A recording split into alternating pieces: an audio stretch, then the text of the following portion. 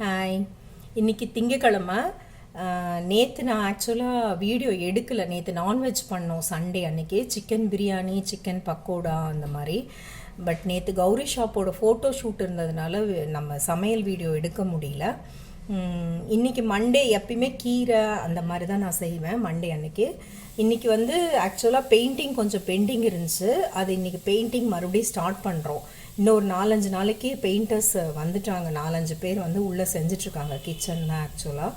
அதனால் காலையில் காஃபி போடும்போதே இன்றைக்கி சமையல் முடிச்சிட்டேன். கீரை செய்யலாம் டைம் இல்லை, அதனால் வந்து கருவேப்பிலை துவையல் பண்ணிட்டேன்.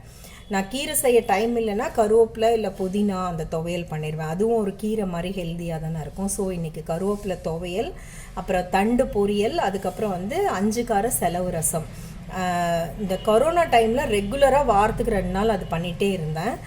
இப்போ கொஞ்சம் நிறுத்தியிருந்தேன். இப்போ கிளைமேட்டும் வந்து மழை பெஞ்சிட்டு இருக்குது சேலத்தில். ஸோ வந்து கொரோனாவும் லைட்டாக இன்க்ரீஸ் ஆகுது. ஸோ மறுபடியும் வந்து அஞ்சுக்கார செலவு ரசம் அட்லீஸ்ட் வீக்லி ஒன்ஸாவது செய்யலாம் அப்படின்னு சொல்லிட்டு. ஆக்சுவலாக அந்த டேஸ்ட்டு என் பேரனுக்கு எல்லாத்துக்குமே ரொம்ப பிடிக்கும். துளி கூட எண்ணெய் இல்லாமல் அந்த ரசம் செய்வேன், அவ்வளோ ருசியாக இருக்கும்.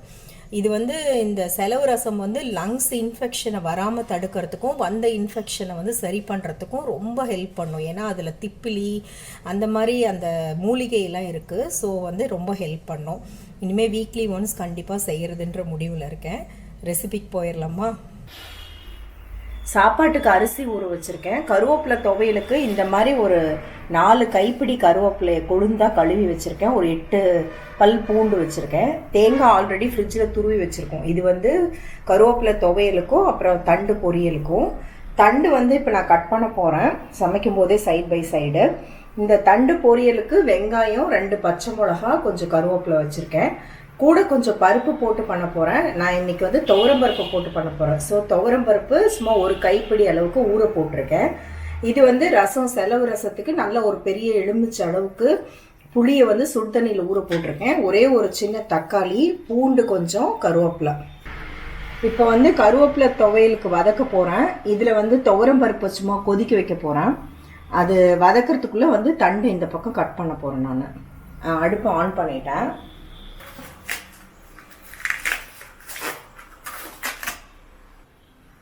தண்டு எப்படி கட் பண்ணுறதுங்கிற வீடியோ வந்து நான் ஏற்கனவே போட்டிருக்கேன். அந்த லிங்க் வேணாலும் நான் கீழே கொடுக்குறேன். அதில் டீட்டெயிலாக இருக்கும், நீங்கள் பார்த்துக்கலாம். இந்த மேலே இருக்க தோலை வந்து உரிச்சு எடுத்துக்கலாம்.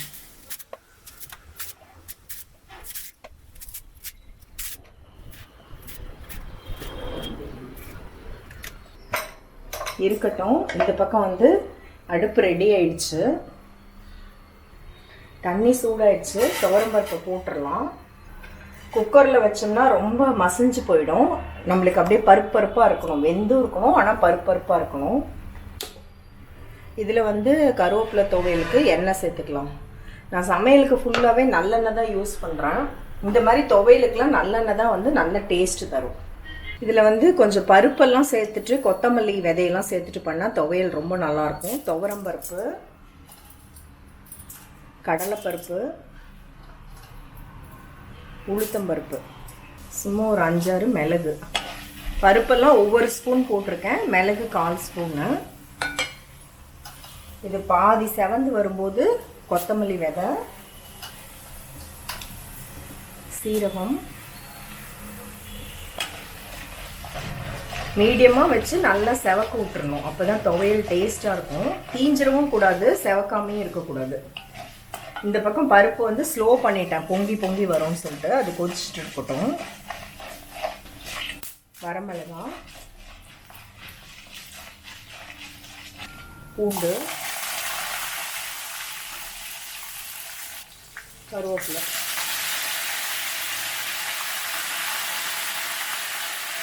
நல்லா கலந்து விட்டுட்டு ஸ்லோ பண்ணிட்டேன். இது அப்படியே ஒரு 3 நிமிஷம் 4 நிமிஷம் வந்து நல்லா கிறிஸ்பியாக வந்து வறுபட்டு வரணும் கருவேப்பிலை. அப்பப்போ பெரட்டி விட்டுக்கலாம். இந்த கருவேப்பிலையை அப்படியே பெரட்டி விட்டுட்டு தண்டு கட் பண்ணிடலாம். இப்படி ரவுண்டாக கட் பண்ணிவிட்டு, கட் பண்ணும்போதே இந்த வர நாரை நம்ம சுற்றி விட்டு எடுத்துக்கணும்.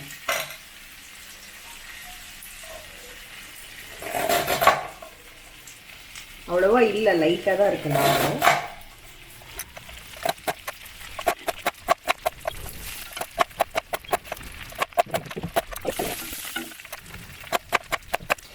இது ரவுண்ட் ரவுண்டாக கட் பண்ணி முடிக்கிறதுக்குள்ளே கருவேப்பிலை நல்லா கிறிஸ்பியாக ஆயிடுச்சு. தேங்காய் சேர்த்துக்கலாம். ஒரு கைப்பிடி அளவுக்கு தேங்காய் சேர்த்துறேன்.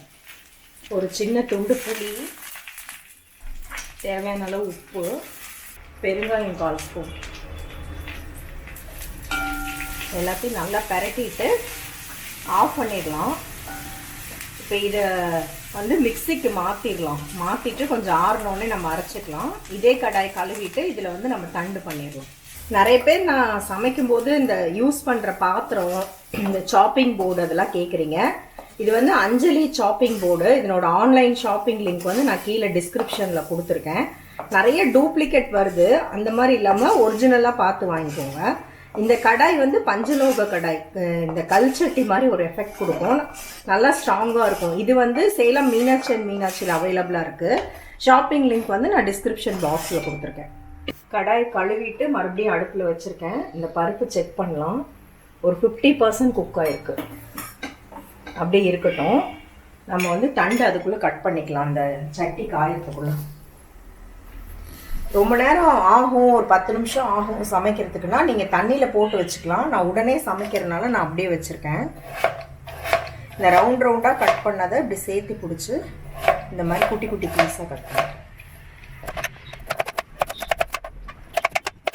தண்டு பாதி கட் பண்ணுறதுக்குள்ளே சட்டி காஞ்சிருச்சு. எண்ணெய் சேர்த்துக்கலாம். இதில் வந்து நான் கடுகு மட்டும் சேர்த்துக்கிறேன். ஏன்னா நம்ம துவரம்பருப்பு சேர்த்த போகிறோம் இல்லையா, அதனால கடலைப்பருப்பு உளுத்தம்பருப்பு சேர்த்தலை.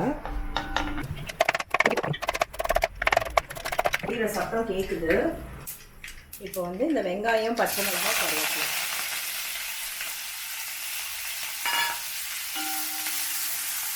இதை பரட்டி விட்டு மீடியமாக வச்சிடலாம். வெங்காயம் வதங்கிறதுக்குள்ள தண்டை கட் பண்ணிக்கலாம்.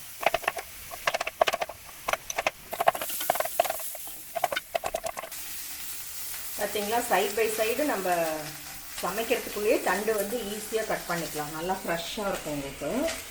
இப்போ வெங்காயம் வதங்கிருச்சு. ஸோ இதில் வந்து இந்த கட் பண்ணி வச்ச தண்டை சேர்த்துக்கலாம். தண்டு வேறு வேறு டைப்பில் செய்யலாம். நீங்கள் தட்டைப்பயிரோட கொள்ளோட சேர்த்துலாம் பொரியல் மாதிரி செய்யலாம். அதெல்லாம் ஏற்கனவே போட்டிருக்கேன். தண்டுக்கு தனியாக ஒரு பிளேலிஸ்ட்டே போட்டிருக்கேன். அது வேணுன்னா கீழே டிஸ்கிரிப்ஷன் பாக்ஸில் கொடுக்குறேன், நீங்கள் பார்க்கலாம். வெள்ளையாகவும் செய்யலாம், லைட்டாக மஞ்சள் பொடி போட்டும் செய்யலாம். தண்டு நான் கொஞ்சமாக மஞ்சள் பொடி போடுறேன். இந்த தண்டுக்கு தேவையான அளவுக்கு உப்பு. தண்டில் வந்து ஒரு உப்பு தன்மை இருக்கும், அதனால உப்பு கொஞ்சம் கம்மியாக போடுங்க. அப்புறமா பார்த்துட்டு கூட நீங்கள் போட்டுக்கலாம். இப்போ பாருங்கள், இந்த துவரம்பருப்பு ஒரு 80% குக் ஆகிருக்கு. இப்போ இந்த துவரம்பருப்பு தண்ணியோடு சேர்த்துக்கலாம். தண்ணி அதிகமாக இருந்துச்சுன்னா அதை வேஸ்ட் பண்ணாதீங்க, ரசத்தில் சேர்த்துக்கோங்க. இதுக்கு வந்து கம்மியாக போதும் தண்ணி. இந்த தண்டுக்கு சும்மா ஒரு 1/4 கப் தண்ணி இருந்தாவே போதும் அது வேகிறதுக்கு. அடுப்பை நல்லா ஸ்லோ பண்ணிவிட்டு ஒரு 2-3 நிமிஷம் மூடி வச்சிடலாம். அந்த கொஞ்சம் தண்ணியும் சுண்டி தண்டு வெந்து வந்தால் தேங்காய் போட்டு இறக்கிடும். வேகிறதுக்குள்ளே நம்ம துவையல் அரைச்சிட்டு வந்தாச்சு. அதை வந்து ஒரு பாத்திரத்தில் எடுத்துட்டு தண்ணி சேர்த்து நான் கொஞ்சம் நைஸான துவையெல்லாம் அரைச்சிட்டேன். இது லஞ்சுக்கு போக மீதி இருந்தால் நைட்டு வந்து கோதுமை தோசை, ராகி தோசைக்கெலாம் ரொம்ப நல்லாயிருக்கும். ப்ரெட்டில் தடவி கூட நடுவில் தடவி கூட சாப்பிட்லாம். இப்போ இந்த மிக்சியை கழுவு வேணாம், இதில் நம்ம ரசம் ரெடி பண்ணிக்கலாம். இந்த துவையல் கொஞ்சம் மிச்சம் இருக்கு இல்லையா, இதில் ரசம் பண்ணோம்னா நல்லா டேஸ்ட்டாக இருக்கும் ரசம். அதுக்குள்ளே நம்ம தண்டை பார்த்துடலாம். சூப்பராக தண்டு பருப்பு எல்லாமே நல்லா வெந்து வந்துடுச்சு. தண்ணியும் நல்லா சுண்டி போயிடுச்சு. இப்போ தேங்காய் போட்டுக்கலாம். தண்ணி நல்லா ட்ரை ஆகிருக்கணும் எந்த பொரியல் பொறுத்த வரைக்கும். தண்ணி இருந்தால் கொஞ்சம் ஹையில் வச்சுட்டு ட்ரை ஆகிற வரைக்கும் வெயிட் பண்ணிவிட்டு அப்புறமா தேங்காய் போடுங்க. தேங்காய் போட்டு நல்லா ஒரு பரட்டிட்டு ஆஃப் பண்ணிக்கலாம். தண்டு பொரியல் ஜோராக ரெடி ஆயிடுச்சு. இந்த துவையல் அரைச்சோம்ல, இந்த மிக்சியில் வந்து ஒரு தக்காளி, பூண்டு இதை சேர்த்து ஒரு அடி அடிச்சுக்கலாம். அதே கடாயை கழுவிட்டு வச்சுருக்கேன். நம்ம தக்காளியும் பூண்டும் அரைச்சோம் இல்லையா, அதை சேர்த்துக்கலாம்.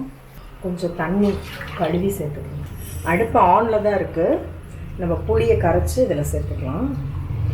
இந்த ரசத்துக்கு தாளிப்பு, அதாவது எண்ணெய் ஒரு துளி கூட இல்லாமல் செய்வேன். ரொம்ப டேஸ்டியாக இருக்கும். துவையலோடு வச்சு சாப்பிடும்போது உடம்புக்கு ஹெல்த்தியும் கூட, ருசியாக இருக்கும் இந்த ரசம். 1/4 கப்பாக தண்ணி ஊற்றி புளியை ஒரு 3-4 தடவை கரைச்சிக்கலாம். இந்த ரசத்துக்கு தேவையான அளவுக்கு உப்பு சேர்த்துடலாம். இப்போ இது பச்சை வாசம் போக ஒரு கொதி கொதிக்கட்டும். அதுக்கப்புறம் நம்ம கொஞ்சம் தண்ணி பொடி எல்லாம் சேர்த்துக்கலாம். இந்த மாதிரி ஒரு கொதி வந்தாலே போதும்.